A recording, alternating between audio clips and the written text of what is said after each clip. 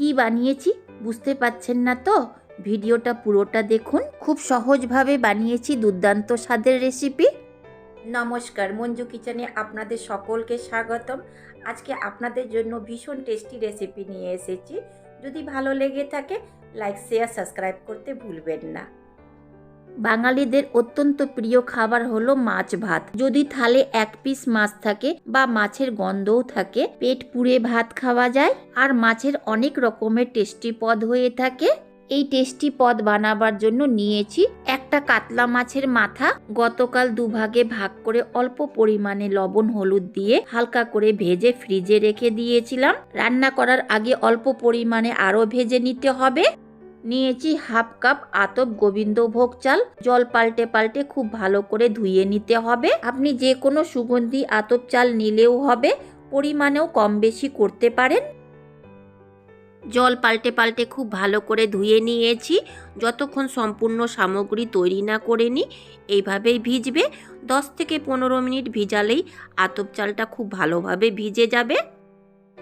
4টে ছোট সাইজের আলুকে দুভাগে কেটে ভালো করে ধুয়ে নিয়েছি। 2টো মিডিয়াম সাইজের পেঁয়াজকে স্লাইসে কেটে নিয়েছি আর 2টো কাঁচা লঙ্কাকে চেরা লাগিয়ে নিয়েছি। আলু আর পেঁয়াজের পরিমাণটা আপনি বেশি নিতে পারেন।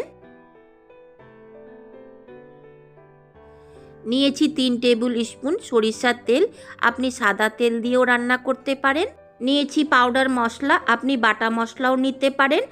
1 টিস্পুন জিরা পাউডার, 1.5 টিস্পুন ধনিয়া পাউডার, 1 টিস্পুন কাশ্মীরি লাল মির্চ পাউডার, 1 টিস্পুন থেকে সামান্য কম হলুদ পাউডার, 1/4 টিস্পুন গোলমরিচ পাউডার, 1/2 টিস্পুন লঙ্কা পাউডার।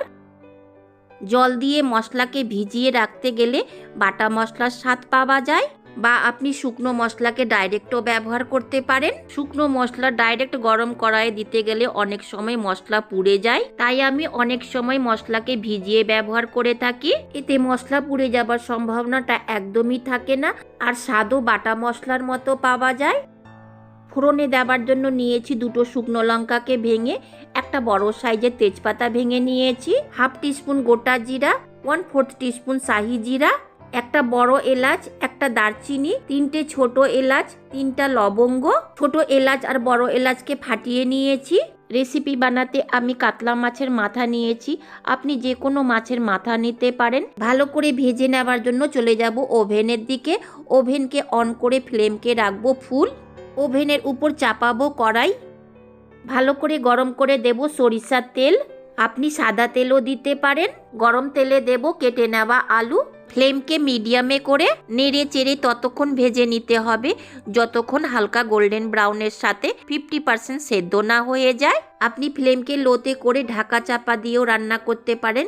এভাবে গোল্ডেন ব্রাউন পর্যন্ত ভাজাও হয়ে যাবে আর সেদ্ধও হয়ে যাবে। নতুন আলু ভাজতে বা সেদ্ধ করতে খুব একটা সময় লাগে না। ভাজা হয়ে গেছে, বের করে নিতে হবে। এই আলুকে আমি 5 থেকে 6 মিনিট পর্যন্ত ভেজে নিয়েছি। একদম গোল্ডেন ব্রাউন হওয়া পর্যন্ত ভেজেছি। সেই গরম তেলে মাছের মাথা দেব। আমি প্রথমে আলু না ভেজে মাছের মাথাটাও ভাজতে পারতাম, কিন্তু কেন ভাজিনি? যদি অল্প পরিমাণেও তেলটা কম গরম থাকতো তাহলে মাছের মাথা কড়াইয়ে সেটে যেত, আর ছাকা তেলে আলুকে ভাজতে গেলে আলু কড়াইয়ে সেটে যায় না। এতে কড়াইটাও খুব ভালোভাবে গরম হয়ে গেল আর আলুটাও ভাজা হয়ে গেল। উল্টে পাল্টে ভেঙে চুরে মাছের মাথাকে খুব ভালো করে ভেজে নিতে হবে, যেন কোনো রকমের আঁশটা গন্ধ না থাকে। বড় মাছের মাথা ছাকা তেলে ভাজতে গেলে কড়াইয়ে সমান রূপে না বসার কারণে সম্পূর্ণ ভাজা হয় না। এই জন্য ভাজতে ভাজতে মাছের মাথাকে খুন্তির সাহায্যে ভেঙে দিতে হয়, যার ফলে মাছের মাথা কোনো দিকেই কাঁচা থেকে যায় না। 4 থেকে 5 মিনিট নেড়ে চেড়ে খুব ভালো করে ভেজে নিয়েছি, বের করে নিতে হবে। দেখুন ভেজে নেওয়া মাছের মাথাকে বের করে নিয়েছি। মাছের সম্পূর্ণ ফ্লেভার এই তেলেই আছে, ফেলে না দিয়ে রান্না করার জন্য এই তেলকে ব্যবহার করে নিতে হবে। তেলটা কিছু কম মনে হচ্ছিল, এই জন্য আমি আরো 2 টিস্পুন তেল দিলাম। দিতে হবে ফোড়ন, তেজপাতা, শুকনো লঙ্কা, জিরা, গোটা গরম মশলা। নেড়ে চেড়ে ততক্ষণ ভাজতে হবে যতক্ষণ ফোড়ন থেকে খুব ভালো একটা গন্ধ না বেরিয়ে আসে, অর্থাৎ 10 থেকে 15 সেকেন্ড পর্যন্ত ভেজে নিতে হবে। দিতে হবে স্লাইসে কেটে নেওয়া পেঁয়াজ আর কাঁচা লঙ্কা। নেড়ে চেড়ে গরম তেলের সাথে খুব ভালোভাবে মিশিয়ে দিতে হবে। দিতে হবে স্বাদ মতো নুন, আমি 1 টিস্পুন দিচ্ছি। ভালো করে মিশিয়ে নিয়ে 2 থেকে 3 মিনিট নেড়ে চেড়ে ভাজতে গেলে পেঁয়াজ হালকা মতো সফট হয়ে যাবে। দেখুন পেঁয়াজ হালকা মতো সফট হয়ে গেছে। দিতে হবে আদা রসুন বাটা 2 টিস্পুন। নেড়ে চেড়ে খুব ভালো করে মিশিয়ে দিতে হবে। আরো 1 থেকে 2 মিনিট রান্না করতে গেলে আদা রসুন বাটার সাথে পেঁয়াজটাও সফট হয়ে যাবে। দেখুন পেঁয়াজটা পুরোপুরি সফট হয়ে গেছে। দিতে হবে ভিজিয়ে নেওয়া মশলা। শুকনো মশলা দিতে গেলে ফ্লেমকে অবশ্যই লো করে দিতে হবে। প্লেটে লেগে থাকা মশলার মধ্যে দেব অল্প পরিমাণে জল। ফেলে না দিয়ে মশলার জলকে কড়াইয়ে দিয়ে দিতে হবে। ফ্লেমকে লো মিডিয়াম করে ভালো করে মিশিয়ে 2 থেকে 3 মিনিট মশলাকে কষিয়ে নিতে হবে। মশলা থেকে হালকা মতো তেল ছাড়লেই দিতে হবে ভেজে নেওয়া আলু।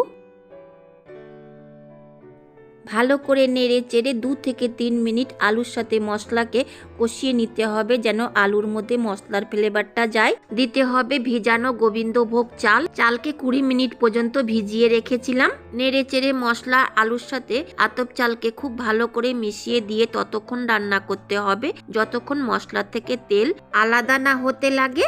মশলা কড়াইয়ের তলাতে লাগতে লেগেছে। এই মশলাকে 15 থেকে 16 মিনিট আতপ চাল আলু দিয়ে কষানো হয়ে গেছে। দিতে হবে কাজু আর কিশমিশ।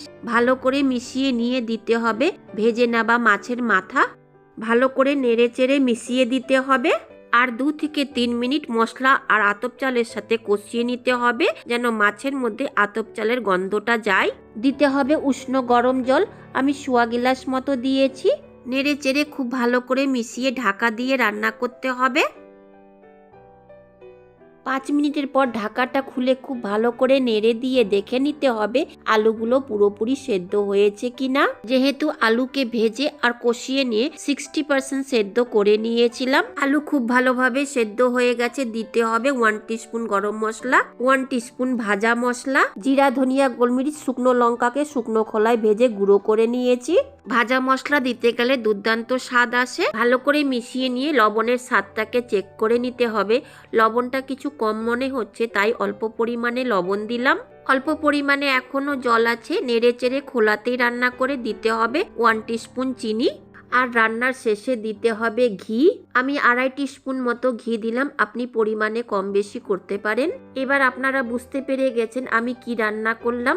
ভালো করে নেড়ে চেড়ে মিশিয়ে দিতে হবে আর 3 থেকে 4 মিনিট কন্টিনিউ নেড়ে যেতে হবে যেন ঘিয়ের ফ্লেভারটা মাছ আতপ চাল আলুর মধ্যে খুব ভালোভাবে যেতে পারে। তৈরি হয়ে গেল মুড়ি ঘন্ট রেসিপি। ঢাকা দিয়ে কিছুক্ষণ রাখতে হবে। 1 থেকে 2 মিনিটের পর ঢাকাটা খুলে নিতে হবে। গায়ে লাগা জল জল দেখাচ্ছে। ঠান্ডা হবার পর একদমই ঝরঝরা হয়ে গেছিল। যদি অল্প পরিমাণে গ্রেভি রাখতে চান তো জলের পরিমাণটা একটু বেশি করে দিবেন। মুড়ি ঘন্টকে সার্ভ করব ভাতের সাথে। মুড়ি ঘন্ট শুকনো ভাতের সঙ্গে খেতে দুর্দান্ত লাগে। এমনিতে এই রেসিপিকে আপনি রুটি পরোটার সাথেও খেতে পারেন। মুড়ি ঘন্টকে ভাতের সাথে বেড়ে নিয়েছি। প্রথমে খেয়ে নিই, তারপরে প্লেটিং করে নেব। মুড়ি ঘন্টকে প্লেটিং করে নেব। দুর্দান্ত স্বাদ হয়েছিল। খাবার পরই প্লেটিংটা করছি। এইভাবে একবার ট্রাই করে দেখতে পারেন। দেখার সুন্দর আর সাজাবার জন্য উপর থেকে দেব কুচনো ধনিয়া পাতা। যদি ভালো লেগে থাকে ভিডিওর নিচে একটা অবশ্যই লাইক দিবেন আর পাশে আসা বেল আইকনকেও প্রেস করবেন। আমি যখনই কোনো নতুন ভিডিও আপলোড করব তার নোটিফিকেশন আপনি পাবেন। ভিডিওটা বেশ অনেকটাই বড় হয়ে গেছে। শেষ পর্যন্ত দেখার জন্য অনেক অনেক ধন্যবাদ।